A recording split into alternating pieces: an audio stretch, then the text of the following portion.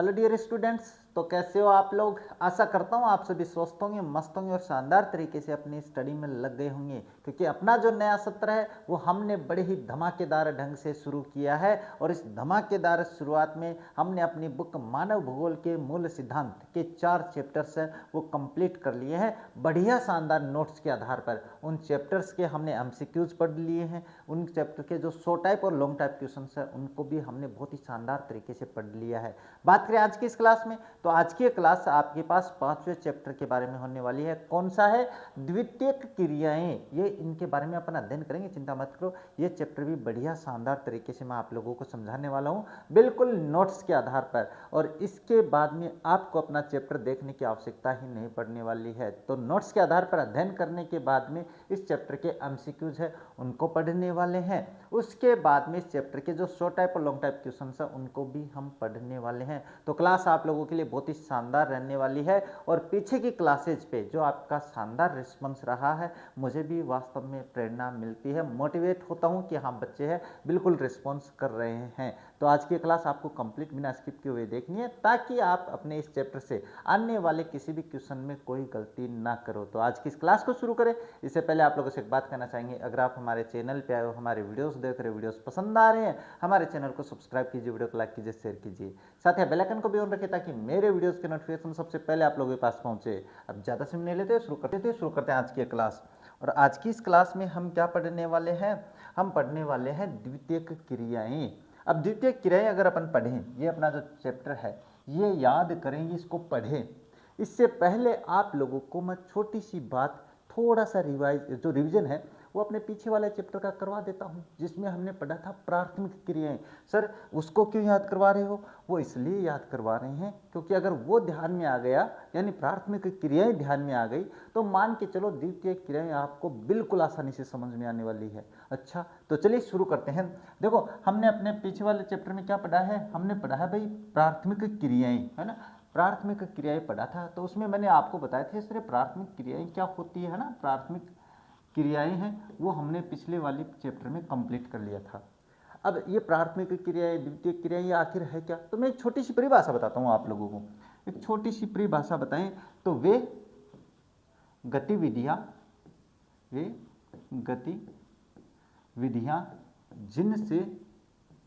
जिनसे आय उत्पन्न होती है। क्या होती है भाई? आय उत्पन्न होती है, वे आर्थिक क्रियाएं कहलाती हैं।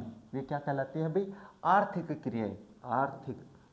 आर्थिक क्रियाएं कहलाती हैं। सर आपने तो गतिविधि, प्राथमिक जो गतिविधि है वो पढ़ा रहे हो, द्वितीय गतिविधि पढ़ा रहे हो, आप तो आर्थिक क्रियाएं बता रहे हो। अभी समझा देता हूँ, आर्थिक क्रियाएं कहलाती हैं। अब मैं ये परिभाषा क्यों बता रहा हूँ? क्योंकि जो आर्थिक क्रियाएं हैं, जो क्या है, ये जो आर्थिक क्रियाएं दी हुई है ना आपके पास, इन्हीं को हम 4 प्रकार में डिवाइड करते हैं। अब ये आर्थिक क्रियाएं जो होती है ये क्या होती है मैं समझाऊंगा, चिंता मत करो।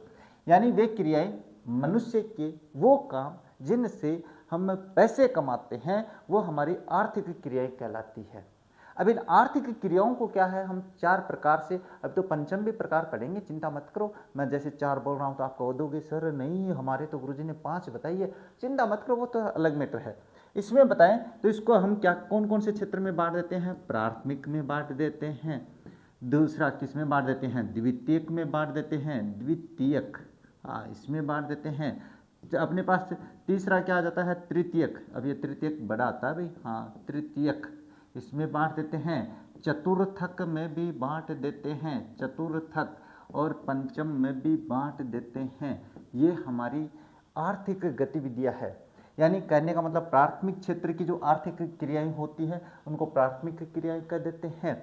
अब ये प्राथमिक जो क्रियाएं हैं वो क्या है? तो देखो प्राथमिक जो क्रियाएं थी, गतिविधियां थी, उसमें हमें क्या है, जो भी संसाधन थे हम प्रकृति पे निर्भर करते थे, प्रकृति से हमें मिलते थे। अगर इसमें बात करूं मैं, प्राथमिक जो अपने पास द्वितीयक है, सॉरी प्राथमिक है, इसमें बात करूं तो पशुपालन है, वो हमने इसमें पढ़ा है कि नहीं पढ़ा? तो सीधे हमें प्रकृति से मिल रहा है कि नहीं मिल रहा? पशु आए, पशुओं को पाल लिया। अब पशुओं को पालने के बाद में इनसे अपने जो आय उत्पन्न होती है वो प्राथमिक क्रियाएं होती हैं। प्राथमिक क्रियाओं से अपना पेट भरण हो रहा है कि नहीं हो रहा? पशुपालन में मैंने समझाया था। तो दूसरा क्या आता है अपने पास? कृषि आता है। क्या आता है? कृषि आता है। मैं थोड़ा सा सही लिख देता हूँ, ये कृषि आता है। अच्छा, इसके बाद में क्या होता है, आखेट आता है, ये भी अपने पास इसी में आता है। आखेट और संग्रहण ये भी इसी में आता है ना, ये भी अपने पास प्राथमिक गतिविधियां हैं। इनसे आय की उत्पन्न होती है कि नहीं होती है। पशुपालन करेंगे तो अपने को आय मिलेगी, कृषि करेंगे तो आय होगी, आखेट और संग्रहण, शिकार और संग्रहण करेंगे तो भी आय आएगी। और इसके अलावा मछली पालन है, उसको भी हमने इसी में रखा है। तो कहने का मतलब है जो हमें सीधे तौर से प्रकृति से मिलते हैं, जिनमें अपने को कुछ नहीं करना पड़ता है, प्रकृति से प्राप्त किया, उनको बेच के हमने अपना पेट भर लिया, पैसे कमा लिए, वो प्राथमिक क्रियाएं होती हैं। अब आप कहोगे सर द्वितीयक पढ़ा रहे हो, प्राथमिक में आ रहे हो, तो ऐसे कैसे चलेगा, ऐसे नहीं चलेगा। अब जब अपन द्वितीयक में आते हैं, किस में आते हैं भाई, जब अपन द्वितीयक में आते हैं तो इनसे प्राप्त, यानी जो प्राथमिक क्षेत्र में अपने पास जो संसाधन है, जैसे पशुपालन है, कृषि है, आखेट संग्रहण है, मछली पालन है, जब भी अपने पास प्राथमिक क्षेत्र से प्राप्त किसी भी संसाधन को हम परिष्कृत करके, यानी उत्पन्न अपने क्या है, थोड़ी सी बढ़िया क्वालिटी में बना के, यानी मैं छोटी सी बात आप लोगों को बता देता हूं। अब ये बात मेरी आपको आसानी से समझनी है, कैसे कि प्राथमिक क्षेत्र में, प्राथमिक क्षेत्र से प्राप्त संसाधनों को, मैं संसाधनों लिख देता हूं, संसाधनों को परिष्कृत करके, यानी उन्नत करके, परिष्कृत बोल देता हूं मैं, है ना, परिष्कृत का मतलब होता है उन्नत बना के, उसको चेंज करके, उन परिष्कृत करके आय कमाने को, आय की प्राप्ति को द्वितीयक क्रियाएं कहते हैं। द्वितीयक, ये सारा मैं आगे समझाने वाला हूं, चिंता मत करना रहे। द्वितीयक क्रियाएं कहते हैं, ये लो बस। अब आपको आसानी से समझ में आ जाएगा। अब अपन अपने चैप्टर में चलेंगे, फिर आपको समझ में आना है। देखो मैं छोटी सी बात आसानी से समझा देता हूँ। मैंने परिभाषा लिखी, प्राथमिक क्षेत्र से जो हमें प्राप्त होता है, जो संसाधन मिलते हैं, उनको अपन क्या करते हैं, उनमें अपन प्राकृतिक जो अपने पास कृत्रिम चेंज करते हैं, बदलाव करते हैं, उसको बढ़िया बनाते हैं, उन्नत बनाते हैं, उनका रूप बदलते हैं, और रूप बदलने के बाद में उसको बेचते हैं। तो इसको द्वितीय क्रियाएं कहते हैं। समझ में आया, नहीं आया? जैसे मैं एक आपको बढ़िया सा उदाहरण देता हूँ। अपने को दूध है वो पशुओं से मिलता है कि नहीं मिलता है? अब अपने पशुओं से दूध ले लिया भाई, निकाल लिया, तो प्राथमिक दूध अपना क्या आ गया, प्राथमिक क्षेत्र आ गया।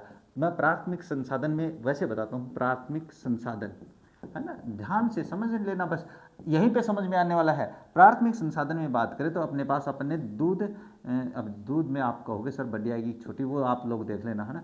दूध है, अब अपन ने क्या किया, इसको अपने पास उन्नत किया, इसको दूसरा रूप दिया, और दूध से हमने बना लिया पनीर। हाँ, पनीर मटर खाएंगे, हाँ आज तो पनीर मटर बना लेते हैं, मन में आ गई होगी इच्छा। तो जब दूध से हमने पनीर बना लिया, और जब अपन इसको बेचकर आय कमाएंगे, क्या कमाएंगे, आय प्राप्त होगी, तो पनीर हमारा द्वितीयक क्रिया में आ जाएगा। द्वितीयक सही लिख देता हूँ, आपकी मेरी गलतियां बहुत पकड़ते हो, द्वितीयक गतिविधि हो जाती है। तो बस अब यही आप कहोगे सर तो दूध ही बताया आपने और तो कुछ बताया नहीं। तो अपने पास प्रकृति से हमें लोहा मिलता है, खनन भी होता है अपने पास प्राथमिक क्षेत्र में। यहाँ पे मैंने खनन नहीं लिखा, यहाँ पे आपके पास खनन भी होता है। खनन में अपने पास जब प्रकृति से लोहा निकालते हैं तो खनन भी आपके पास क्या आता है, प्राथमिक क्षेत्र में आता है। अब जैसे लोहा है, अब लोहा ज़्यादा, लोहे के कितने सामान बनाएंगे अपन, है, तो लोहे से बाद में क्या है, स्टील में चेंज करते हैं, है ना, इस्पात बोलते हैं इसको, स्टील को क्या बोलते हैं, इस्पात। ये लो, क्योंकि इस्पात में लिखता तो आपको समझ में नहीं आता, इस्पात, अरे क्या लिख रहा हूँ मैं भी, हाँ।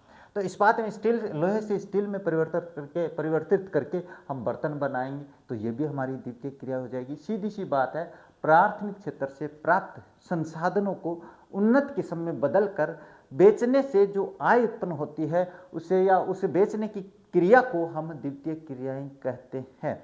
अगर इतनी बात आपको समझ में आ गई तो मान के चलो अब आपको कोई समस्या नहीं आने वाली है। अच्छा, यहाँ से अपन बात करते हैं, देखो कहाँ से, यहाँ से द्वितीय क्रियाओं में। अब मैं आप लोगों को जो नोट्स है उसके आधार पर बताता चलूंगा, और बीच में आएगी तो हम चलेंगे भैया, आगे भी चलेंगे। क्या है, चलिए देखते हैं।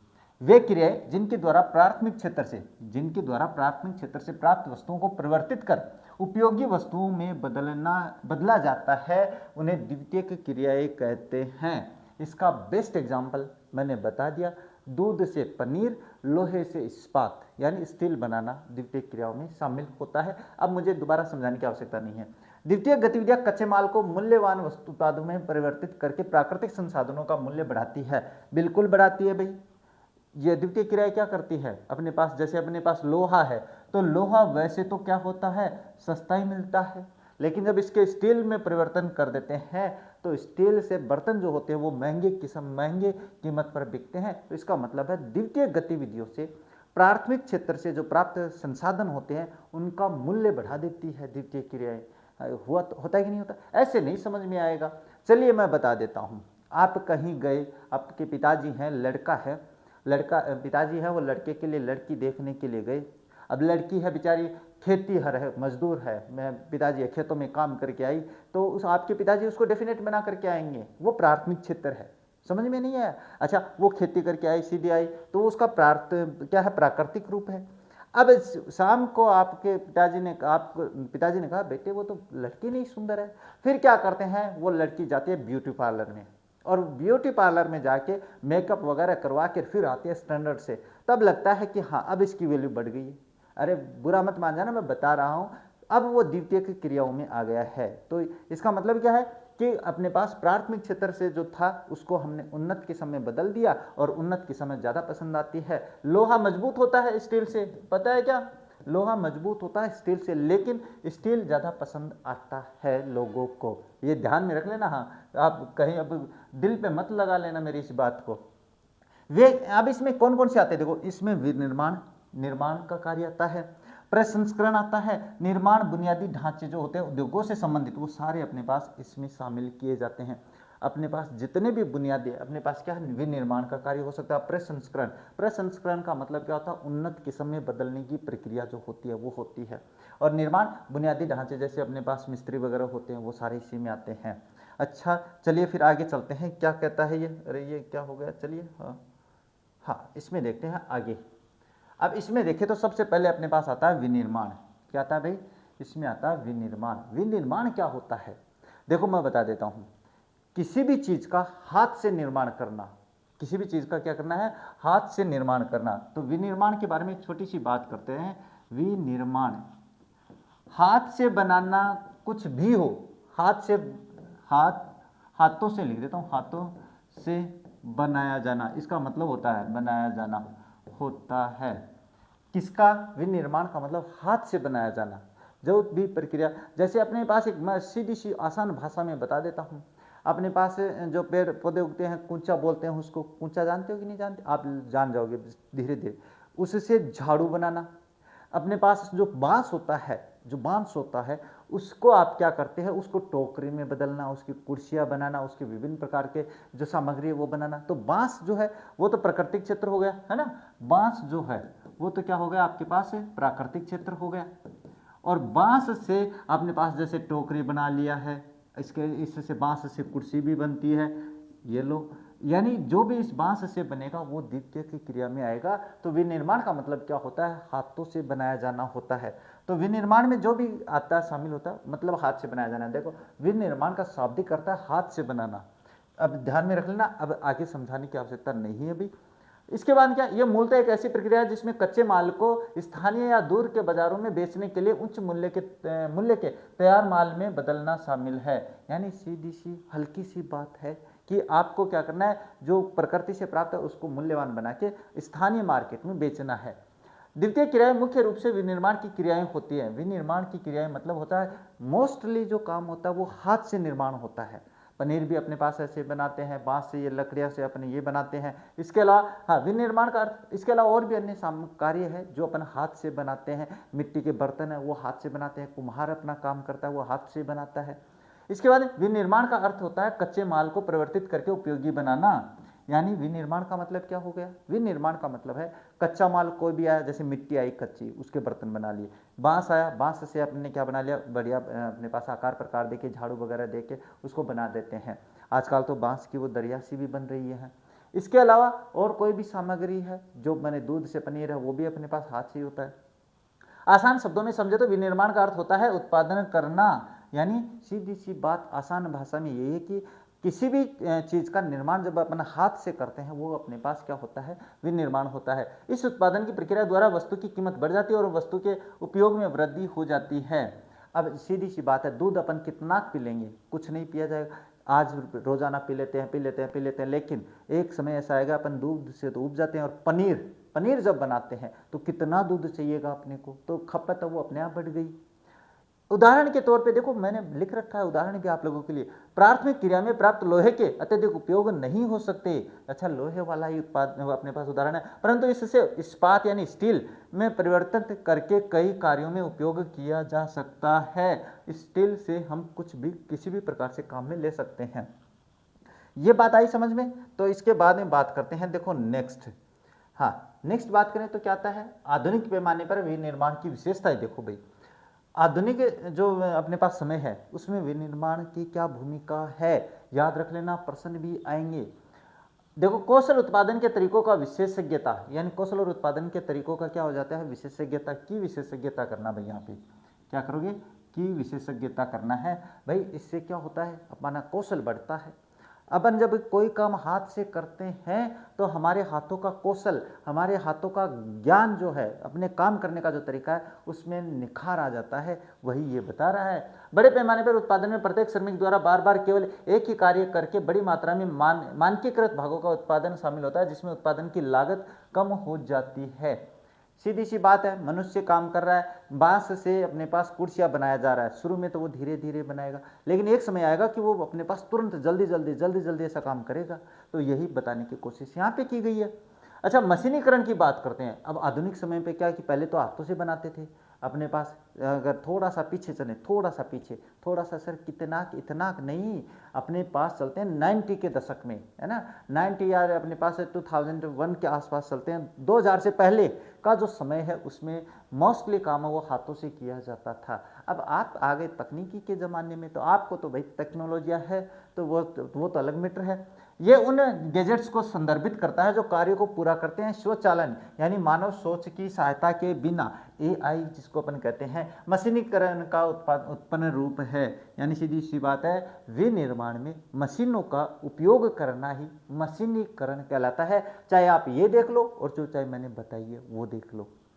नेक्स्ट क्या, तकनीकी नवाचार। अब अपने पास तकनीकी नवाचार भी आ गया भाई। तकनीकी यानी टेक्नोलॉजिया के युग के आ गए हो आप लोग। तो आप लोगों की तो बात ही निराली है।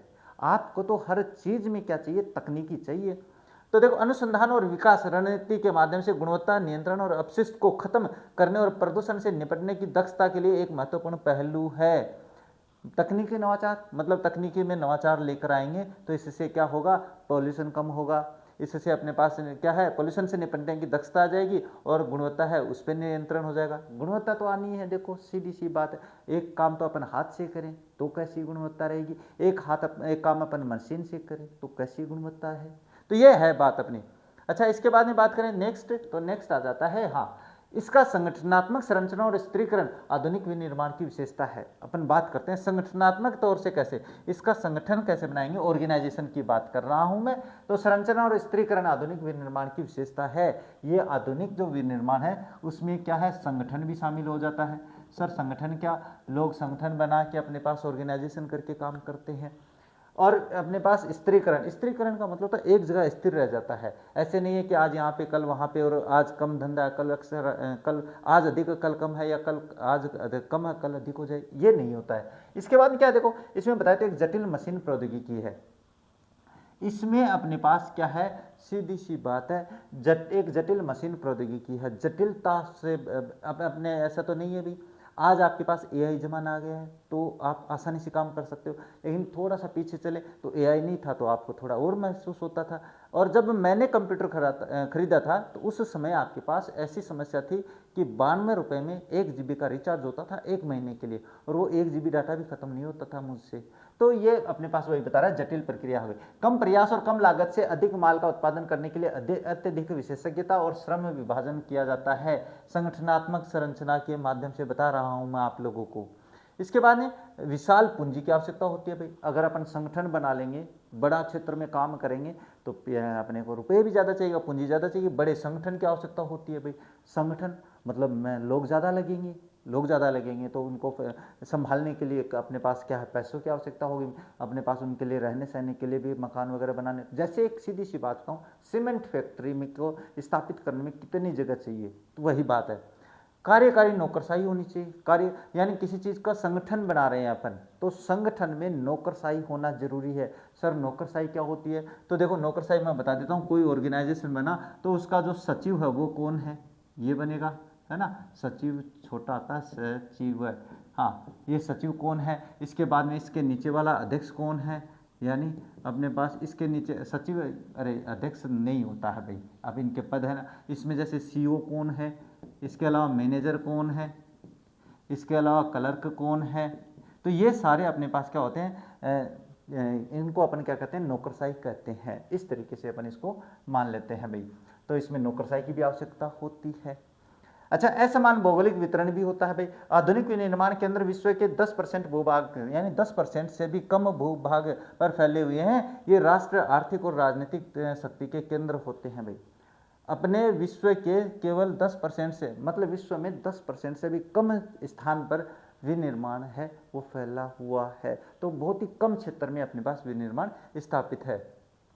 इसके बाद में क्या दिया हुआ है, हाँ उद्योगों को प्रभावित करने वाले कारक, ये उद्योगों को है भाई, ध्यान रखना, उद्योगों को प्रभावित करने वाले कारक कहाँ गए भाई, चलिए एक मिनट, हाँ उद्योगों को प्रभावित करने वाले कारक, उद्योगों को। अच्छा, अब उद्योग भी है अपने पास, इसी में आते हैं भाई, है ना। तो विनिर्माण उद्योग ही तो है अपने पास, क्या हाथ से बनाना, तो उद्योग भी इसमें शामिल है। तो उद्योगों को प्रभावित करने वाले कारकों की बात कर लेते हैं। उद्योगों को कौन प्रभावित करता है ना। उद्योग धंधे जिनमें अपन पढ़ेंगे अपने पास, जो अपने पास छोटे हैं, मध्यम है और वृहत है। इसमें बात करें तो उद्योगों को प्रभावित करने वाले कारकों में बात करें तो प्रश्न भी आएगा ये अब की बार पक्का, बाजार तक पहुंच। सबसे पहली बात तो यह है कि उद्योग धंधे वहीं पर स्थापित हो सकते हैं, वहीं पर चल सकते हैं जहां पर बाजार तक माल है वो आसानी से पहुंचाया जा सके। तो देखो, बाजार का अर्थ है एक ऐसे लोग जिनकी इन वस्तुओं की मांग है और जिनके पास क्रय शक्ति, खरीदने की क्षमता भी है। गांव और कस्बे छोटे बाजार प्रदान करते हैं, जबकि जापान, ऑस्ट्रेलिया और अमेरिका, यूरोप जैसे जो देश हैं उच्च क्रय शक्ति जैसे विकसित देश और दक्षिणी पूर्वी एशिया, दक्षिणी एशिया की घनी आबादी वाले क्षेत्र बड़े वैश्विक व्यापार है वो प्रदान करते हैं।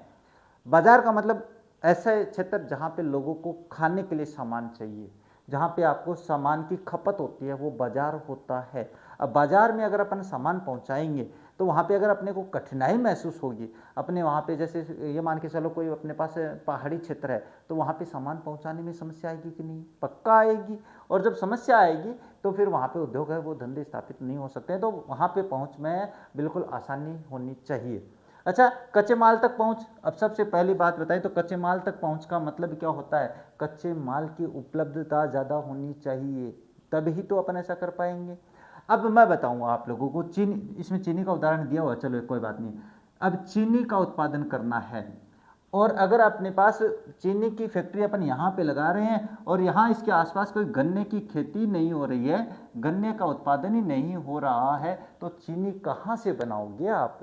तो यही तो मैं समझा रहा हूँ। तो अपने पास जैसे गन्ना है तो गन्ना अपने पास कृषि हो गई, कृषि प्राथमिक क्षेत्र हो गया, गन्ने से चीनी बनाएंगे तो वो द्वितीय क्रिया में आ जाएगा। तो देखो, कच्चे माल की उपलब्धता होना भी जरूरी है इन विनिर्माण के कार्यों के लिए। यानी प्राथमिक गतिविधियां जो है, प्राथमिक जो संसाधन है, उन्हीं के बाद में अपन द्वितीय संसाधनों में आ सकते हैं, द्वितीय गतिविधियां हो सकती है। अगर वो नहीं है तो हमारा द्वितीय गतिविधियां नहीं होगी, इसीलिए मैंने समझाया था। हाँ, औद्योगिक कच्चा माल सस्ता और परिवहन में आसान होना चाहिए, बिल्कुल सही बात है। कच्चा माल मतलब प्रकृति से प्राप्त संसाधन, यानी प्राथमिक जो संसाधन है वो अपने पास सस्ते भी होने चाहिए और परिवहन में आसान भी होना चाहिए। ऐसा नहीं है कि अपने पास अपन जो मिल है वो तो बिहार में स्थापित कर रहे हैं, कहाँ, बिहार में, और गन्ने का उत्पादन अपन कहाँ कर रहे हैं, कन्याकुमारी में कर रहे हैं। तो कहाँ से खेत में अपने पास चीनी का निर्माण होगा, फिर तो वो धंधा अपने पास नुकसान वाला हो जाएगा, होगा कि नहीं। अच्छा, सस्ते, भारी, स्थूल और वजन कम करने वाले कच्चे माल पर आधारित उद्योग जैसे लोहा और इस्पात है वो अपने पास आ जाता है। इसके बाद में क्या है, सीमेंट आदि इसी स्रोत में आते हैं, स्रोत के पास स्थित होते हैं। नाशवान कच्चे माल, चीनी का उपयोग करने वाले उद्योग कृषि उत्पादों के कच्चे माल के पास स्थित होते हैं। यानी सीधी सी बात है, सीमेंट की फैक्ट्री आपके पास वहीं पर स्थापित हो सकती है जहां पर जमीन में जिप्सम निकलता है अगर अपने पास अपन लगा लिए रेगिस्तान के क्षेत्र में जहाँ जिप्सम ही नहीं है, तो फिर वहाँ जिप्सम पहुँचाएंगे कैसे, है ना, नहीं पहुँचा पाएंगे ना। तो बस वही बात है चीनी और इसके बारे में भी। इसके बाद में बात करें, इसके बाद में आ जाता है आपके पास बिजली की आपूर्ति। अब बिजली की आपूर्ति भी आवश्यक होती है भाई उद्योग धंधों के लिए, प्रभावित करने उद्योग धंधों को प्रभावित करने वाले कार्य की बता रहा हूँ मैं आप लोगों को अभी। हाँ, पहले कोयला ऊर्जा का मुख्य प्रमुख स्रोत था, लेकिन आज जल विद्युत और पेट्रोलियम भी ऊर्जा के महत्वपूर्ण स्रोत है। अधिक बिजली की आवश्यकता वाले उद्योग जैसे एल्यूमिनियम उद्योग और बिजली के स्रोत के पास स्थित होते हैं। अगर आपके पास जैसे एल्यूमिनियम उद्योग है, एल्यूमिनियम से जब भी सामग्री बनाते हैं तो बिजली से कटिंग होती है, बिजली से उसकी वेल्डिंग वगैरह होती है, तो बिजली ज़्यादा चाहिएगी। और बिजली ज़्यादा चाहिएगी तो उसका मतलब है कि जहाँ पर बिजली का उत्पादन होता है उसके आसपास ही होना चाहिए, नहीं तो कितनी दूरी में आप अपने पास लाइन बिछा कर लेके जाओगे। तो ये बताने की कोशिश कर रहा है।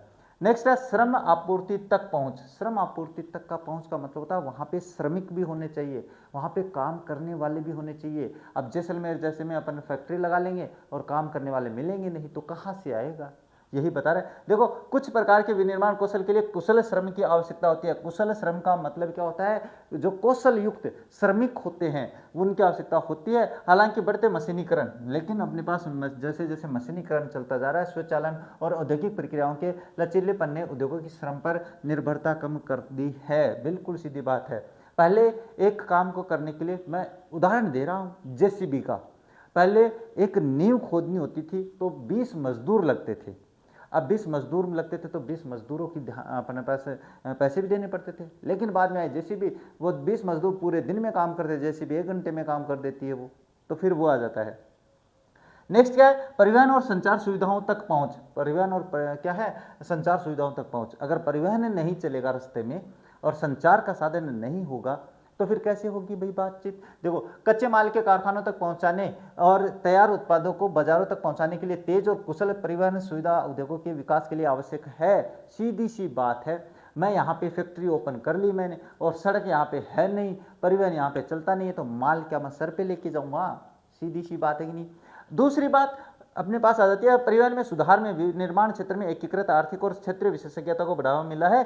सूचना के आदान प्रदान और प्रबंधन के लिए संचार भी एक महत्वपूर्ण आवश्यकता होती है।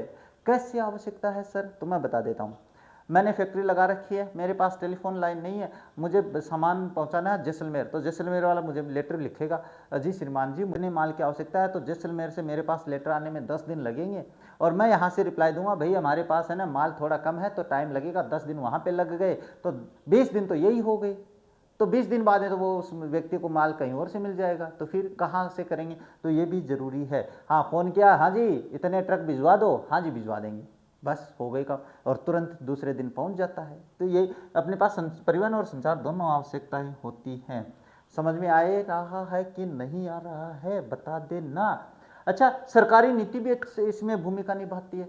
सरकार चाहे तो ऐसे विनिर्माण उद्योग धंधों के लिए अपने पास क्या लोगों को प्रोत्साहित कर सकती है। तो देखो, सरकारें संतुलित आर्थिक विकास को बढ़ावा देने और पिछड़े क्षेत्रों में उद्योग स्थापित करने के लिए क्षेत्रीय नीतियां अपनाती है, बिल्कुल अपनाती है। अपन बात करें 2000 के आसपास की, 2000 सन के आसपास की, जब तो आपका जन्म भी नहीं हुआ होगा, आप इस दुनिया में भी नहीं थे, लेकिन उस ज़माने की बात करते हैं तो उस ज़माने में सरकार है वो अपने पास हथकरघा नाम से क्या स्कीम लगाती थी, और उसमें लोग बेरोजगार क्षेत्रों को जो बच्चे होते थे, मेरा भी गया हुआ है बेरोजगार मेले में, और वहाँ पे वो कौशल विकास के लिए कुछ योजनाएं बताते थे, और उनसे देखो सरकारी नीतियाँ है, काम करती है नहीं करती है वो अलग मैटर है। इसके बाद में समूह अर्थव्यवस्थाओं और उद्योगों के बीच संबंध तक पहुँच। इसके बाद में बात करें तो अर्थव्यवस्थाएँ क्या होती है। बड़े क्षेत्र में जो अर्थव्यवस्था जो धन का व्यवस्थित करती है उसे कहते हैं उद्योगों के बीच संबंधों। उद्योग में आपस में संबंध भी होने चाहिए। देखो, इन लाभों को समूह अर्थव्यवस्था कहा जाता है, और बचत विभिन्न उद्योगों के बीच मौजूद संबंधों से प्राप्त होती है। यानी दो लोग दो क्षेत्र में अपने पास संबंध स्थापित कर लेते हैं। कृषि वाले गन्ने की खेती कर रहे हैं तो वो भी उनका काम हो गया, चीनी वाले हैं उनसे आपस में मेल जोल बिठा के अपना काम कर लेते हैं। अब बात करते हैं, देखो विनिर्माण उद्योगों का वर्गीकरण। अब ये वर्गीकरण क्या होता है भाई, इसके बारे में छोटी सी बात करें तो वर्गीकरण का मतलब होता है बंटवारा। बंटवारा मतलब क्या होता है, कितने प्रकार से विभक्त कर सकते हैं। तो सबसे पहले आकार के आधार पे बात करेंगे विनिर्माण की। किसके आधार पे? आकार के आधार पे। देखो, निवेशित पूंजी की मात्रा, नियोजित श्रमिकों की संख्या और उत्पादन की मात्रा उद्योग के आकार का निर्धारण करती है। बिल्कुल सही बात है भाई। कहीं किसी कंपनी में अपने पास 100 मजदूर लगे हैं, तो किसी कंपनी में 500 मजदूर लगे हैं और किसी में 15-15 हज़ार मजदूर लगे हैं। तो बस आकार प्रकार उन्हीं से डिपेंड होता है, हाँ भाई ये छोटी कंपनी है, ये उससे बड़ी कंपनी है, और वो बड़ी वाली कंपनी है, यानी छोटी मछली, बड़ी मछली और विशालकाय मछली है, ये वही नियम लागू होता है। तदनुसार उद्योगों को घरेलू कुटीर लोग, यानी घरेलू या कुटीर, घरेलू और कुटीर एक ही बात है। लघु स्तरीय यानी मध्यम होता है, और बड़े स्तरीय वृत्त में वर्गीकृत किया गया है। इसके बाद में क्या दिया हुआ, घरेलू उद्योग या कुटीर विनिर्माण की बात करते हैं। देखो ध्यान से समझ लेना भाई, घरेलू उद्योग और कुटीर विनिर्माण या एक ही बात है। कुटीर का मतलब ही घरेलू ही होता है। इसमें बात करें तो ये सबसे छोटी विनिर्माण की इकाई है, यानी कोई पूछे विनिर्माण की सबसे छोटी इकाई क्या है, तो घरेलू उद्योग या कुटीर विनिर्माण होता है, सबसे छोटी। यानी कहने का मतलब है हम अपने घर में भी इसको स्थापित कर सकते हैं, इसलिए इसको घरेलू कहते हैं। स्थानीय कच्चे माल का उपयोग होता है, सीधी सी बात है। मान के चलिए आप लोगों को एक छोटी सी बात बताता हूँ, अपने पास गुड़ का निर्माण कैसे होता है। तो एक घर में आप है ना अपने पास वो बॉयलर वगैरह लगा के, अपने पास वो घरट वगैरह लगा के, अपने गन्ने से जूस निकाल के उसका अपने पास गुड़ बना लेते हैं, और एक ये छोटी स्तर पर हो जाता है, अपने घर में भी स्थापित कर लेते हैं। बस अपने पास 15 फीट का प्लाट होगा ना, 15x15 का, तो उसमें भी ये काम हो जाता है। तो वो होता है घरेलू। तैयार उत्पाद उसी घर में उपभोग के लिए या स्थानीय ग्रामीण बाजारों में बिक्री के लिए या वस्तु विनिर्माण के लिए हो सकते हैं।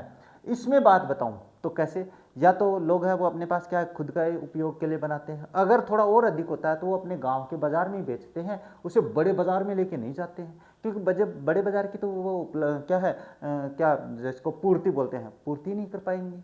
जब वो पूर्ति नहीं कर पाएंगे तो बड़े बाजार में जाएंगे क्यों।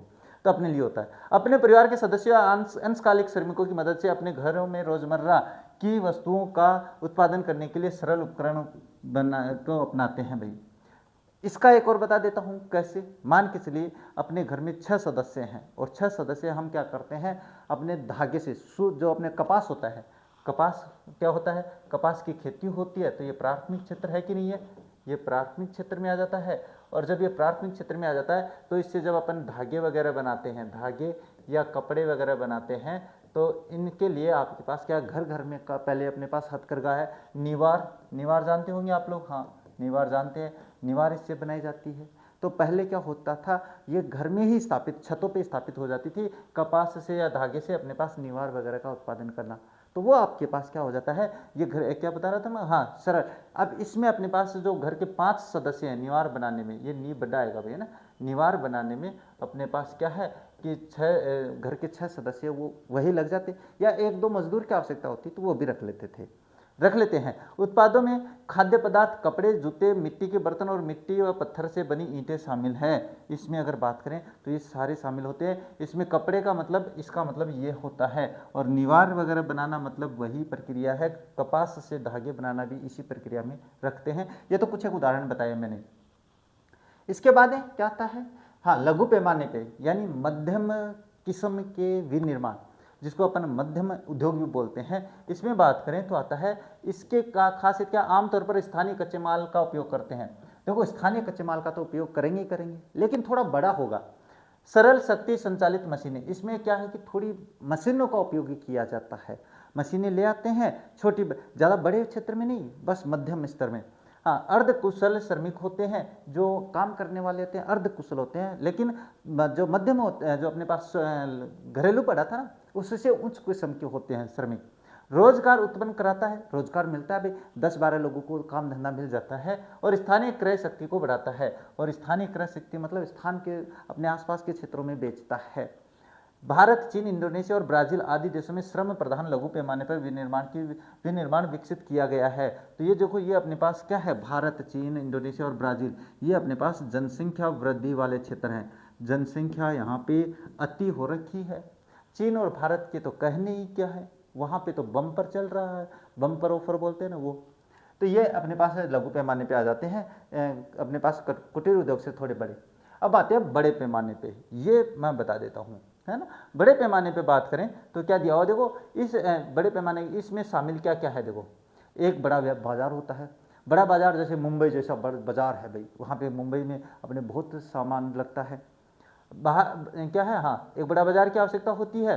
बाहर से विभिन्न कच्चे माल, बाहर से विदेशों से भी कच्चे माल मंगाए जाते हैं। ऐसे नहीं कि अपने स्थानीय कच्चे माल यूज करें ना, अपने पास जैसे राजस्थान की बात करता हूँ मैं यहाँ पे, तो राजस्थान में अगर आप सीमेंट बना रहे हो, कोयला यहाँ पे निकलता नहीं है, कोयले की अगर आवश्यकता होती है तो आपके पास का कोयला बाहर से तो मंगाया जाएगा, ऐसे तो नहीं आएगा। इसके अलावा विशाल ऊर्जा संसाधन, बिजली की खपत बहुत होती है इसमें। जैसे बड़ी कंपनी लगा दी भाई, है ना, सीमेंट की फैक्ट्री, तो उसमें कितनी बिजली लगेगी, बहुत बिजली लगेगी। कुशल श्रमिक होनी चाहिए, ऐसे नहीं कि वो कहते हैं ना, अध जल गगरी छलकत जाए, तो ऐसे ज्ञान वाले श्रमिक नहीं, यहाँ पे कुशल इंजीनियर अपने पास होते हैं ना, वो चाहिए होते हैं यहाँ पे। उन्नत प्रौद्योगिकी, यानी यहाँ पे कंप्यूटरीकृत कार्य जो लोग होते हैं वो काम होने चाहिए। असेंबली लाइन, बड़े पैमाने पे उत्पादन होता है। असेंबली यानी बिल्कुल संगठनात्मक तरीके से बड़े क्षेत्र पे उत्पादन होता है। जैसे अपने पास सीमेंट फैक्ट्री है, उसमें अपने पास बड़े क्षेत्र पे चीनी है, बड़े क्षेत्र पे कपड़े की फैक्ट्री है, बड़े वाले, वो होता है। इसके बाद बड़ी पूंजी का निवेश होता है, हजारों हजारों करोड़, भाई 500 करोड़ लग गए, आप कभी सुनते हो क्या, ये 500 करोड़ है, ये लग गए, 1000 करोड़ की फैक्ट्री है ये है, और 20,000 करोड़ की फैक्ट्री है ये है। तो ऐसे कंपनियों में पूंजी निवास बड़े बड़े बड़े स्तर पर पूंजी लगती है। बड़े पैमाने पर विनिर्माण प्रणाली के आधार पर दुनिया के प्रमुख औद्योगिक क्षेत्रों को दो व्यापक प्रकारों में अंतर्गत वर्गीकृत किया जा सकता है, अर्थात इसको अपन दो कैटेगरी में शामिल कर सकते हैं बड़े उद्योगों को। पारंपरिक बड़े पैमाने के औद्योगिक क्षेत्र जो कुछ अत्यधिक विकसित देशों में घनीभूत रूप से स्थित है, यानी विकसित देशों में पारंपरिक जो बड़े उद्योग धंधे वो स्थापित किए गए हैं, और उच्च प्रौद्योगिकी वाले बड़े पैमाने के औद्योगिक क्षेत्र का कम विकसित देशों में फैल गए हैं। इसका मैं एक सीधा सा उदाहरण बता देता हूँ। जो विकासशील देश हैं, जो विकसित नहीं है, वहाँ पे कंपनियां स्थापित हो रही है धड़ाधड़ धड़ाधड़ धड़ाधड़। क्यों? क्योंकि वहाँ पे उत्पादन ज़्यादा चाहिएगा। लेकिन जो विकसित हो चुके हैं उनके पास तो पहले से ही संसाधन है, तो फिर वो क्या करते हैं, पारंपरिक तरीके से, है ना, अपने उद्योग धंधे उनको स्थापित कर रहे हैं। आप आज भी जाके देख लो, अमेरिका में चले जाओ, अपने पास जापान में चले जाओ, अपनी परंपराओं के अनुसार ही क्या काम कर रहे हैं, अपने उद्योगों का निर्माण कर रहे हैं। और अपने यहाँ भारत में देखो, धड़ल्ले से चल रहा है, वनों की कटाई हो रही है, पहाड़ तोड़े जा रहे हैं, खनन किया जा रहा है, पता ही नहीं क्या क्या हो रहा है अपने भारत में। तो इसके बाद में क्या दिया हुआ है, हाँ, इनपुट कच्चे माल पर आधारित उद्योग। अब क्या करते हैं, देखो आपके पास वो तो क्या था, आकार के आधार पे उद्योग। अब है इनपुट या कच्चे माल पे आधारित उद्योग। यह भी बढ़िया प्रश्न है। प्रश्न कैसे आएगा, आकार के आधार पर उद्योगों का वर्गीकरण कीजिए, या आएगा कच्चे माल पर आधारित उद्योगों का वर्गीकरण कीजिए। प्रश्न आएगा, मैं करवाऊंगा, चिंता मत करो, करवाना सब कुछ है। इसमें बात करें तो प्रयुक्त कच्चे माल के आधार पर उद्योगों को इस प्रकार वर्गीकृत किया गया है। इसमें बात करें तो कृषि आधारित उद्योग होते हैं, इसके बाद खनिज आधारित उद्योग होते हैं, रसायन आधारित उद्योग होते हैं, वन आधारित होते हैं, और पशु आधारित उद्योग होते हैं। ये ध्यान में रखना, कच्चे माल के पर आधारित उद्योग ये होते हैं। अब इसमें बात करेंगे तो सबसे पहले आएगा अपने पास आता है कृषि आधारित उद्योग आता है। और कृषि आधारित का मतलब जो कृषि से हमें प्राप्त संसाधन है उनका उपयोग करके हम क्या करते हैं, उद्योग धंधों में क्या है उसको परिष्कृत करते हैं या उद्योग स्थापित करते हैं। इसमें बात करें तो कृषि प्रसंस्करण में खेत और फार्म से कच्चे माल को ग्रामीण और शहरी बाजारों तक के लिए तैयार उत्पादों में बदलना शामिल होता है। यानी कृषि से सामान, अपने पास कृषि से जो सामग्री प्राप्त हुई है उनको शहरों तक पहुंचाने के लिए तैयार करने की प्रक्रिया है वो इस उद्योग में शामिल होती है। अच्छा, इन उत्पादों में चीनी, अचार, फलों के रस, मसाले, रबर आदि शामिल होते हैं। याद रख लेना भाई, पक्का आएगा, इस तरीके से कोई नहीं समझाने वाला है, मुझे पता है। खाद्य प्रसंस्करण की बात करें, यानी खाद्य सामग्री को परिष्कृत करके कैसे करते हैं, इसमें डिब्बाबंदी आती है। डिब्बाबंदी यानी कहने का मतलब है हमने सामान बनाया और उसको डब्बे में पैक कर दिया। इसके अलावा क्रीम उत्पादन भी इसी में आता है। फल प्रसंस्करण, फलों को अपने पास क्या कर सकते हैं, प्रसंस्करण करके, परिष्कृत करके उनमें केमिकल वगैरह का उपयोग करके फलों को भी रखते हैं। और कन्फेक्शनरी शामिल होती है। ये अपने पास क्या आ जाता है, खाद्य प्रसंस्करण में आ जाते हैं। कृषि आधारित उद्योग की बात है भी। इसके बाद में खनिज आधारित उद्योग क्या आ जाते हैं भाई, खनिज आधारित, जो हमें पृथ्वी से खनिज मिलते हैं उन पे आधारित उद्योग भी होते हैं। इनमें बात करें तो खनिजों का कच्चे माल के रूप में उपयोग करना होता है, यानी खनिजों का उपयोग करते हैं कच्चे माल के रूप में। खनिजों को निकालते हैं, कच्चा माल मिल गया, अब उसको अपन परिष्कृत करके क्या कर सकते हैं, अपने उद्योग धंधे में, ये अपना जो औद्योगिक है अपने उसको परिष्कृत करके अपन सामान बना सकते हैं। कुछ उद्योग लोहा धातु की खनिजों का उपयोग करते हैं जिनमें लोहा होता है, जैसे लोहा और इस्पात उद्योग, लेकिन कुछ गैर लोहा धातु खनिजों का उपयोग करते हैं जैसे एल्यूमिनियम है, तांबा है और आभूषण उद्योग है। ये सारे अपने पास क्या कच्चे माल से प्राप्त होते हैं। जैसे तांबा अपने को कच्चे माल के रूप में मिल जाता है तो उससे अपन आभूषण वगैरह बना सकते हैं। एल्यूमिनियम से अपन क्या है गेट वगैरह बना सकते हैं, खिड़कियाँ वगैरह बना सकते हैं, कुछ और बर्तन वगैरह बना सकते हैं। और कुछ अपने पास लोहा धातु में होता है, तो ये सारे अपने लोहा होता है जिसमें लोहा और इस्पात उद्योग शामिल होता है।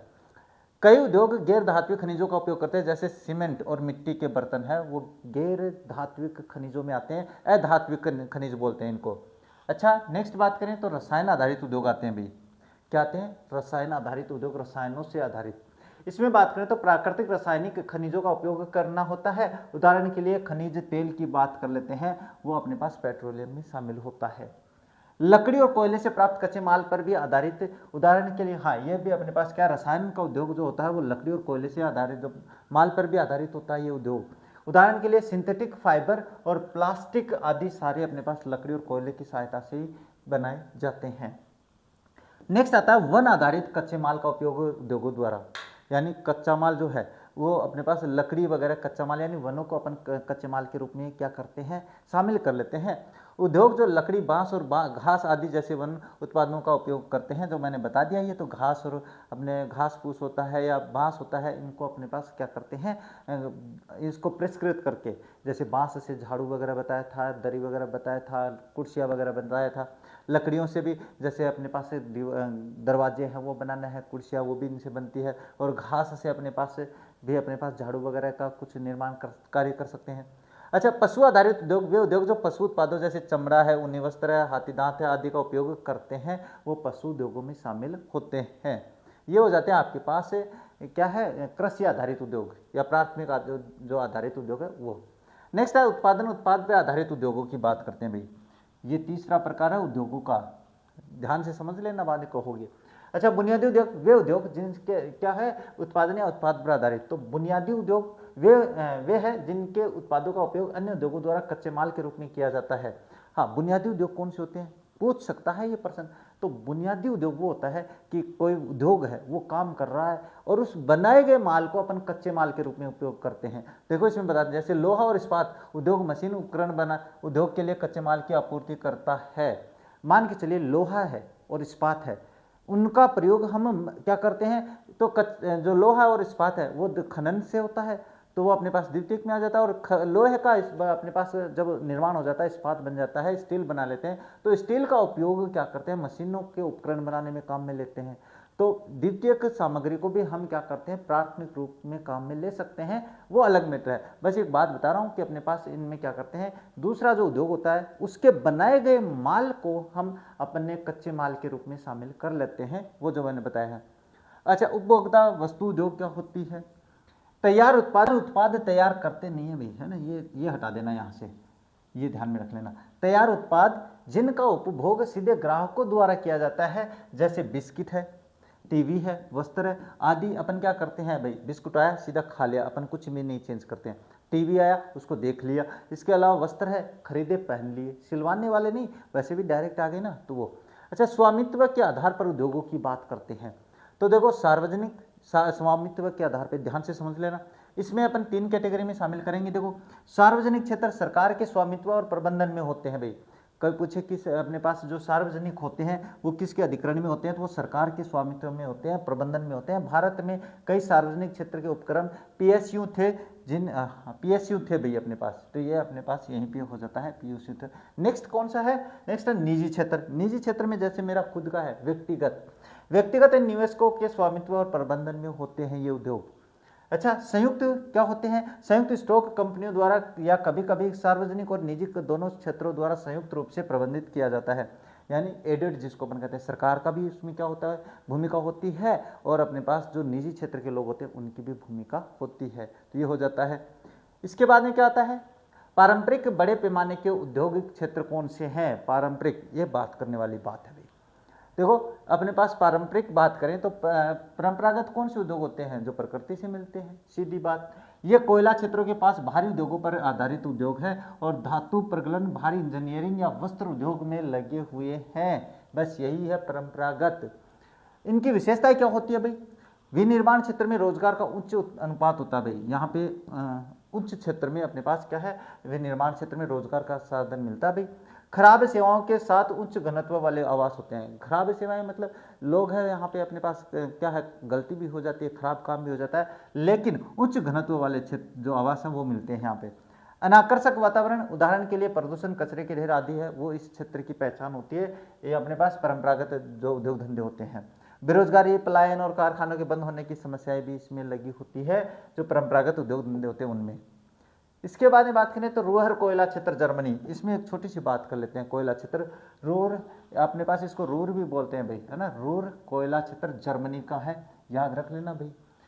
यह यूरोप के प्रमुख औद्योगिक क्षेत्रों में से एक था, लेकिन मांग में गिरावट के साथ उद्योग सिकुड़ने लगा और लोहा समाप्त होने के बाद भी यह आयातित अयस्क पर निर्भर रहा। यानी अपने पास धीरे धीरे धीरे ये अपने पास रूर कोयला क्षेत्र जर्मनी का बहुत फेमस रहा है। किसी ज़माने में बहुत उत्पादन होता था, लेकिन मांग के साथ साथ साथ साथ अपने यहाँ का लोहा इस्पात खत्म हो गया। फिर अपने पास क्या है, आयातित अयस्क, लोहा अयस्क है वो आयात करके काम चलाता रहा, अभी भी कर रहा है। यह क्षेत्र जर्मनी के कुल इस्पात उद्योग में 80% के लिए जिम्मेदार है। देख लो, इतना बड़ा है ये क्षेत्र, इतना औद्योगिक बड़ा क्षेत्र है। औद्योगिक संरचना में परिवर्तन के कारण कुछ क्षेत्रों का क्षय हुआ है तथा औद्योगिक अपशिष्ट और प्रदूषण की समस्याएं भी उत्पन्न हुई है। समस्याएं उत्पन्न होगी भाई, जहाँ पे खनन होगा, जहाँ पे अपने पास कंपनी स्थापित होगी, पक्का होगा। रूर की भविष्य की समृद्धि विशाल ओपल कार असेंबली प्लांट, नए रासायनिक संयंत्रों और विश्वविद्यालयों जैसे नए उद्योगों पर आधारित है। शहर के बाहर शॉपिंग सेंटर उभरे हैं, जिनके परिणाम स्वरूप एक नया रूरल परिदृश्य सामने आया है। बस इतनी सी बात है। रूर कोयला, इसके बारे में कोई पूछे टिप्पणी लिखे इस पे, तो ये लिखना है आप लोगों को। वैसे मैंने प्रश्नों में करवा रखा होगा, देखते हैं। अच्छा, लोहा और इस्पात उद्योग की बात करते हैं भाई। लोहा और इस्पात उद्योग को आधारभूत उद्योग कहा जाता है, क्योंकि ये अन्य उद्योगों के लिए कच्चा माल प्रदान करता है, जैसे कि आगे के उत्पादन के लिए उपयोग किए जाने वाले मशीन उपकरण। यानी अपने पास सीधी सी बात है, उत्पादन करेंगे, कोई कंपनी स्थापित करेंगे तो मशीन तो चाहिएगी ना बड़ी बड़ी, तो उनके पुर्जे कहाँ से बनेंगी, तो इन्हीं से बनेंगी। अच्छा, विशाल एकीकृत इस्पात उद्योग पारंपरिक रूप से कच्चे माल के स्रोतों जैसे लोहा, अयस्क, कोयला, मैंगनीज और चूना पत्थर के निकट स्थित है, या ऐसे स्थानों पर स्थित है जहां इन्हें आसानी से लाया जा सकता है, जैसे बंदरगाहों के पास। तो ये अपने पास जो उद्योग है वो बंदरगाहों के या ऐसे स्थान पे जहाँ पे इनकी कच्चे माल की उपलब्धता अधिक होती है, वहाँ पे स्थापित होते हैं। मिनी स्टील मिलों का उत्पादन, निर्माण और संचालन कम खर्चीला होता है और इन्हें बाजारों के लिए निकट स्थापित किया जा सकता है, क्योंकि इनमें स्क्रैप धातु प्रचुर मात्रा में होती है, जो कि मुख्य इनपुट होती है। अच्छा, इसके बाद में बात करें तो इसके बाद में कहाँ पे, हाँ, यह उद्योग उत्तरी अमेरिका, यूरोप और एशिया के उन्नत देशों में केंद्रित है। लोहा इस्पात उद्योग की बात कर रहा हूँ। संयुक्त राज्य अमेरिका में अधिकांश उत्पादन उत्तरी अपलाचियन क्षेत्र, पीटर्सबर्ग, ये पीटर्सबर्ग लोहा उत्पादन के लिए बहुत ही फेमस क्षेत्र है भाई, याद रखना। ग्रेट लेक क्षेत्र, शिकागो, ये गेरी और एरी की अपने पास क्या, शिकागो, गेरी, एरी और क्लीवलैंड, लोरेन, बफेलो और डुलूथ, ये अपने वो क्षेत्र हैं जहाँ पे लोहा इस्पात है, उद्योग धंधे हैं। अटलांटिक तट, स्पेरोज पॉइंट और मॉरिस विले से आता है। यहाँ पे अपने पास ये सारे लोहा ऐसे क्षेत्र हैं भाई। यूरोप में Britain, Germany, France, Belgium, Luxembourg, Netherland और रूस प्रमुख उत्पादक क्षेत्र हैं लोहा इस्पात के लिए। इसकी बात कर लेते हैं। एशिया में महत्वपूर्ण केंद्रों में जापान में नागासाकी और टोक्यो, योकोहामा शामिल है। चीन में संघाई है, टिएस्टिन है और वुहान है। और भारत में जमशेदपुर, कुल्टी, बर्नपुर, दुर्गापुर, राउरकेला, बेल्हाई, बोकारो, सलेम और विशाखापट्टनम और भद्रावती है। ये क्षेत्र आपसे मैप में भी पूछेंगे, पक्का पूछेंगे मैप में, और मैप की क्लास तो मैं अलग से बनाता हूँ, तो उसके लिए घबराने की आवश्यकता नहीं है। इसके बाद में सूती वस्त्र उद्योग की बात कर लेते हैं। अब सूती वस्त्र उद्योग की बात करें तो क्या दिया हुआ है इसमें, सूती वस्त्र उद्योग के 3 उप क्षेत्र हैं, अर्थात हथकरघा, विद्युत करघा और मिल क्षेत्र होते हैं भाई। हथकरघा मतलब हाथ से, विद्युत से, और मिल क्षेत्र यानी जहाँ पे मिल स्थापित होती है। हथकरघा क्षेत्र श्रम प्रधान है और अर्धकुशल श्रमिकों को रोजगार प्रदान करता है, और जिसके लिए छोटे पूंजी निवेश की आवश्यकता होती है। ये हो सकता है अपने घर में भी स्थापित कर सकते हैं, जो मैंने बताया था शुरू में। पावरलूम क्षेत्र में मशीनों का प्रयोग शुरू हो गया है और श्रम की आवश्यकता कम हो गई है और तथा उत्पादन की मात्रा बढ़ गई है। इसके अलावा मिल क्षेत्र अत्यधिक पूंजी गहन है और थोक में बढ़िया कपड़े का उत्पादन करता है। भारत, चीन, अमेरिका, पाकिस्तान, उज्बेकिस्तान, मिस्र विश्व के आधे से अधिक कच्चे कपास का उत्पादन करते हैं। ये देख लो, बढ़िया चीज़ है ये। ब्रिटेन, उत्तर पश्चिमी यूरोपीय देश और जापान भी आयातित धागे से बने सूती वस्त्र का उपयोग करते हैं। बिल्कुल, अपन भेजते हैं ना सामग्री। नेक्स्ट बात करें तो है उच्च प्रौद्योगिकी उद्योग की अवधारणा। उच्च प्रौद्योगिकी मतलब अपने पास उन्नत, जिसको अपन कहते हैं।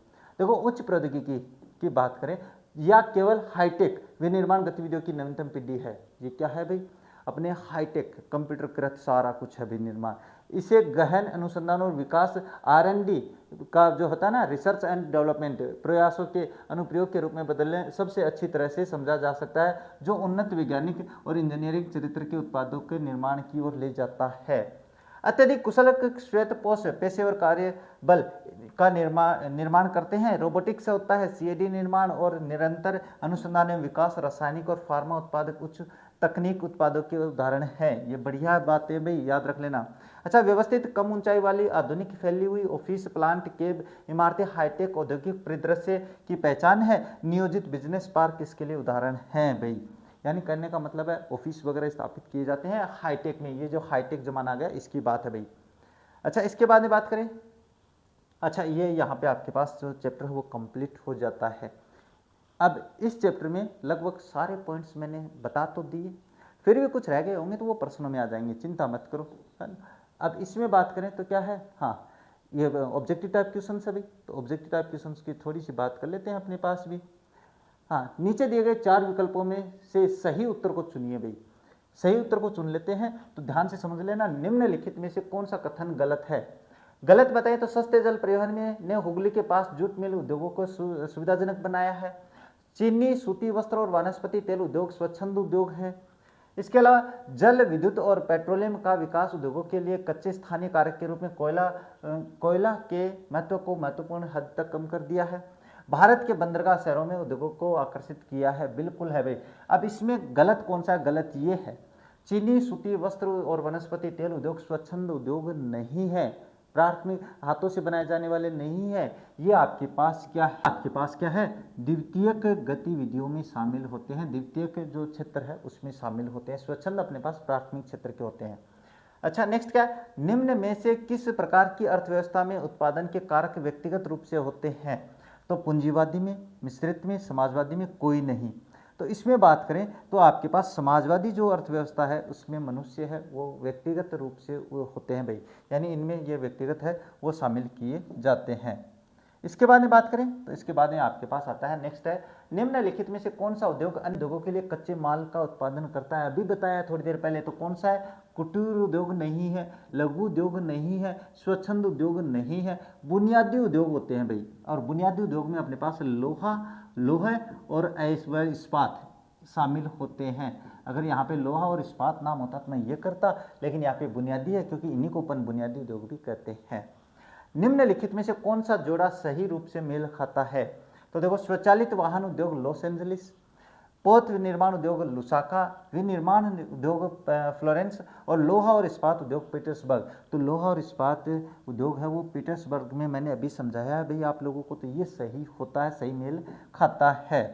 इसके बाद में बात करें तो इसके बाद में आपके पास आता है निम्नलिखित में से, अच्छा अपने ऑब्जेक्टिव टाइप क्वेश्चन ज़्यादा नहीं बनाए भाई इसमें, कोई नहीं, आगे मैं इसके लिए जो अपने ऑब्जेक्टिव टाइप क्वेश्चन होते हैं वो बिल्कुल जैसे अपना रिवीजन का काम चलेगा ना, वहाँ पे इसमें अपन केवल प्रश्नों के माध्यम से रिवीजन करेंगे ना। इसके बाद में तो इसमें क्या है, 30 शब्दों में, अभी केवल आपके बुक्स के जो क्वेश्चन है वही मैंने यहाँ पे करवाए हैं, तो कोई बात नहीं है, इनको कर लेते हैं, बाद में अलग से ले आएंगे। तो 30 शब्दों में संक्षिप्त नोट लिखना है। तो पहला है उच्च प्रौद्योगिकी उद्योग, विनिर्माण और स्वच्छंद उद्योग, इनके बारे में देखो। उच्च प्रौद्योगिकी में क्या होता है? देखो, उद्योग विनिर्माण गतिविधियों की नवीनतम पीढ़ी है। इसमें एक उन्नत वैज्ञानिक और इंजीनियरिंग चरित्र के उत्पादों के निर्माण के लिए गहन अनुसंधान और विकास प्रयासों के आवेदन शामिल है। यंत्र मानव, कंप्यूटर आधारित डिजाइन और विनिर्माण, धातु पिघलाने और शोध प्रक्रियाओं के इलेक्ट्रॉनिक्स नियंत्रण और नए रासायनिक और दवा उत्पादों का निरंतर विकास उच्च तकनीकी उद्योग के उदाहरण हैं। तो उच्च औद्योगिक बता सकते हो आप लोग। बड़े पैमाने पर विशाल भवन संरचनाओं, कारखानों और भंडारण क्षेत्रों के बजाय साफ जगह, कम आधुनिक फैली हुई साफ और ये कम अपने पास अलग है, आधुनिक फैली हुई कार्यालय, संयंत्र, प्रयोगशाला की इमारतें उच्च तकनीकी औद्योगिक परिदृश्य को चिन्हित करती है। तो ये हो जाता है आपके पास उच्च प्रौद्योगिकी की। हाँ, इसके बाद है विनिर्माण की। तो विनिर्माण मैंने बता दिया, विनिर्माण एक प्रक्रिया है हाथ से बनाया जाना, इंपॉर्टेंट लगा लेना इसको अभी। हाँ, क्या है विनिर्माण? एक ऐसी प्रक्रिया है जिसमें स्थानीय या दूर के बाजारों के में कच्चे माल के उच्च मूल्य के तैयार माल में परिवर्तन शामिल है। ये मशीनरी के साथ या आदिम तरीकों से भी किया जा सकता है। विनिर्माण में हस्तशिल्प से लेकर लोहा, इस्पात, ढलाई तक का पूरा का उत्पादन शामिल है। प्लास्टिक के खिलौनों को तोड़कर नाजुक कंप्यूटर घटकों या अंतरिक्ष वाहनों को इकट्ठा करना शामिल है। इन प्रक्रियाओं में से प्रत्येक में सामान्य विशेषताएं, शक्ति के अनुप्रयोग, समान उत्पादों का बड़े पैमाने पर उत्पादन और मानक वस्तुओं के उत्पादन के लिए कारखाने में विशेष श्रम है। विनिर्माण आधुनिक शक्ति और मशीनरी के साथ किया जा सकता है। यह अभी बहुत आदिम हो सकता है, अभी इसका जमाना गया भाई विनिर्माण का। स्वच्छंद उद्योगों की बात करें तो स्वच्छंद उद्योग विभिन्न प्रकार के स्थानों में स्थित हो सकते हैं। वे किसी विशिष्ट कच्चे माल, वजन कम करने या अन्यथा पर निर्भर नहीं है। वे काफ़ी हद तक घटक भागों पर निर्भर करते हैं जो कहीं भी प्राप्त किए जा सकते हैं। वे कम मात्रा में उत्पादन करते हैं और एक छोटे श्रम बल को भी रोजगार देते हैं। ये आमतौर पर प्रदूषण फैलाने वाले उद्योग नहीं है। उनके स्थान का महत्वपूर्ण कारक सड़क नेटवर्क द्वारा सुलभता है भाई। इसके बाद में हाँ, प्रश्न 3 में आ जाते हैं। 150 शब्दों में उत्तर देना भाई, वो अपने पास कंप्लीट हो जाते हैं। इसमें बात करें तो प्राथमिक और द्वितीयक गतिविधियों के बीच अंतर करना है। अब आप कर सकते हो भाई ये प्रश्न, ये बिल्कुल कर सकते हो। तो अर्थ के आधार पर अंतर देखें तो प्राथमिक गतिविधियां वे गतिविधियां हैं जो सीधे पर्यावरण पर निर्भर है, क्योंकि वे पृथ्वी के संसाधनों जैसे भूमि, जल, वनस्पति, निर्माण सामग्री और खनिजों का उपयोग करते हैं, तो सीधे प्रकृति पर निर्भर होते हैं। द्वितीय क्रिया में क्या होता है? द्वितीय गतिविधियां वे गतिविधियां जो कच्चे माल को उपयोगी उत्पादों में परिवर्तित करके मूल्य जोड़ती है, उन्हें द्वितीय गतिविधियों में शामिल किया जाता है। तो पहला अंतर हो गया अर्थ के आधार पर। दूसरा संबंध क्या है? प्राथमिक गतिविधियां द्वितीय गतिविधियां और उनके तैयार माल की मांग के लिए कच्चे माल की आपूर्ति करती है। तो प्राथमिक गतिविधियां वो द्वितीय गतिविधियों के भी, इसके बारे में। अच्छा, द्वितीय गतिविधियां प्राथमिक गतिविधियों के उत्पादों को कच्चे माल के रूप में मांगती है और उन्हें उपभोक्ताओं के रूप में अपना तैयार माल बेचती है। तो दोनों में ये संबंध भी हो गया। अच्छा, इसके बाद में बात करें नेक्स्ट, तो नेक्स्ट है वातावरण की परिस्थितियां क्या है। तो वातावरण में बात करें तो प्राथमिक परिस्थितियों में जलवायु परिस्थितियां महत्वपूर्ण भूमिका निभाती है। जलवायु संबंधी स्थितियां द्वितीय गतिविधियों में महत्वपूर्ण भूमिका नहीं निभाती है, ये हो जाता है। जीवन स्तर बात करें तो प्राथमिक गतिविधियों से लोगों का जीवन सामान्य स्तर में से रूप से कम होता है। द्वितीय गतिविधियां लोगों का जीवन स्तर सामान्य रूप से ऊंचा होता है भाई, ये सीधी सी बात है, इसमें कोई ज़्यादा समझाने वाली बात नहीं है। उदाहरण में बात करें तो शिकार, सभा, देहाती गतिविधियां, मछली पकड़ना, वानिकी, कृषि, खनन और उत्खनन आता है। विनिर्माण, प्रसंस्करण और निर्माण उद्योग आते हैं। इसके बाद में बात करें नेक्स्ट, तो नेक्स्ट आता है आधुनिक औद्योगिक गतिविधियों के प्रमुख रुझानों पर विशेष रूप से दुनिया के विकसित देशों के उद्योग संदर्भ में चर्चा कीजिए। देखो, चर्चा का इसमें कोई समझाने वाली बात नहीं है, आप ये इसका स्क्रीनशॉट ले लो ताकि आप समझ जाओ, मुझे समझाने की आवश्यकता नहीं है। इसके बाद में क्या आता है? स्पष्ट करें कि कई देशों में उच्च तकनीकी वाले उद्योग प्रमुख महानगरीय केंद्रों की परिधीय क्षेत्रों में ही क्यों विकसित होते हैं। ये अपने पास में यहाँ पे परिधीय क्षेत्रों में ही क्यों विकसित हो रहे हैं। तो इसके बारे में भी मैं आपको क्या समझाऊं भैया, आप खुद समझदार हो। यहाँ पे चलिए देखिए बात करते हैं क्या, ये आप स्क्रीनशॉट ले लेना, बाकी कुछ खास बात नहीं है। देखो, होता तो मैं समझाता यहाँ पे। इसके बाद हाँ, ये इसी का है और ये यहाँ पे शायद आपका नेक्स्ट प्रश्न है भाई। अफ्रीका में अपार प्राकृतिक संसाधन है, फिर भी यहाँ औद्योगिक रूप से सबसे पिछड़ा महाद्वीप है, स्पष्ट करें। देखो, प्रश्नों में थोड़ी सी कमी रह गई, ये प्रश्न थोड़े दोबारा समझाने पड़ेंगे मुझे आप लोगों को, तो घबराना नहीं है। चैप्टर मैंने आसानी से समझा रखा है, उसके आधार पर भी आपसे कोई प्रश्न पूछ लूँ तो बता सकते हो। अफ्रीका क्या है, देखो यहाँ पे ये मैं थोड़ा सा समझा देता हूँ, अब की बार आने की संभावना बनती है इसकी। अफ्रीका महाद्वीप में अपार प्राकृतिक संसाधन है, बिल्कुल हम सभी जानते हैं। महाद्वीप कई उष्णकटिबंधीय वर्षा वनों के साथ धन्य है। महाद्वीप के पठारी क्षेत्रों में कई खनिज इसको जैसे पेट्रोलियम, प्राकृतिक गैस, लोहा, इसके कोयला, यूरेनियम, तांबा, बॉक्साइट, सोना, हीरा, कोबाल्ट आदि पाए जाते हैं। एक अनुमान के अनुसार दुनिया की संभावित जल ऊर्जा का 40% अफ्रीका में मौजूद है। संसाधन संपन्न होने के बावजूद अफ्रीकी महाद्वीप निम्न कारणों से आर्थिक और औद्योगिक रूप से पिछड़ा है। इसका कारण मैं बता देता हूँ। देखो, प्राकृतिक घटनाएं, महाद्वीप का उत्तरी आधा हिस्सा मुख्य रूप से एक रेगिस्तान है, जबकि इसके मध्य और दक्षिणी क्षेत्रों में सवाना मैदान और बहुत घने उष्णकटिबंधीय वर्षावन शामिल है। अधोसंरचना, निवेश और रख रखाव बहुत महंगा हो सकता है, विशेष रूप से अफ्रीका में ग्रामीण और कम आबादी वाले देशों में। बिल्कुल, इसका उत्तरी भाग है वो वहाँ पे सहारा रेगिस्तान है, वो फैला हुआ 12 देशों में। अच्छा, उपनिवेशवाद, यूरोपीय औपनिवेशिक शक्तियों द्वारा अफ्रीका में औपनिवेशिक शासन का मुख्य उद्देश्य कम लागत पर अफ्रीकी महाद्वीप में प्राकृतिक धन का दोहन करना था। उपनिवेशवाद के प्रभाव मनोवैज्ञानिक और एक विदेशी शक्ति दूत द्वारा वर्चस्व में ने हीनता पराधीनता की एक स्थायी भावना पैदा की है, जो विकास और नवाचार में बाधा डालती है। इसका मतलब समझते हो क्या है कि जो यूरोपीय देश हैं वो अफ्रीका में अपनी जो कंपनियां वो स्थापित कर देते हैं, वहाँ पे सस्ता श्रम निकाल कर वहीं से उन्हीं के लोगों से काम करवा के अपने पास अपने देश का क्या है विकास कर रहे हैं। तो ये भी एक कारण आ जाता है। नेक्स्ट क्या आ रखा है? नेक्स्ट आ रखा है कुशल मानव संसाधन।